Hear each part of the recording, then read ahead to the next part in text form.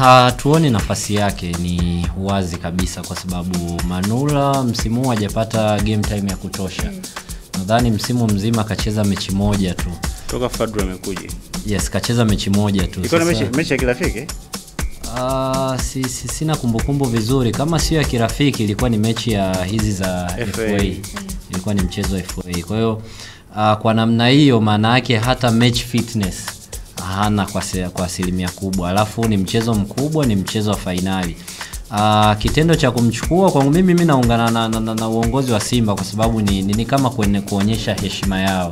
Unajua Aish Manula kahudumu ndani ya Simba kwa muda mrefu na kwa mapenzi makubwa. Yaani amefanya vizuri sana kwa kipindi cha nyuma. Sasa hata kama kiwango chake kimedrop, haiwezi ikawa ndo sababu ya nyinyi kumuisolate moja kwa moja. Kwa hiyo kwenye matukio makubwa kama haya na ni mchezaji mkubwa kupata hizo momenti za kufanikiwa angalau kwenda kuvaa medali, kwangu mimi nadhani ni heshima kubwa sana kwa upande wake. Kwa hiyo ni wazi kabisa kwamba Aishi hatakuwa sehemu ya kikosi, ila atakuwepo sehemu ya wavaa medali wa CAF. Kwa kuwa bado ana mkataba na Simba na anaendelea kuitumikia Simba. Mimi nadhani ni ameenda tu kama sehemu ya heshima. Mchezaji wa heshima ndani ya kikosi cha Simba.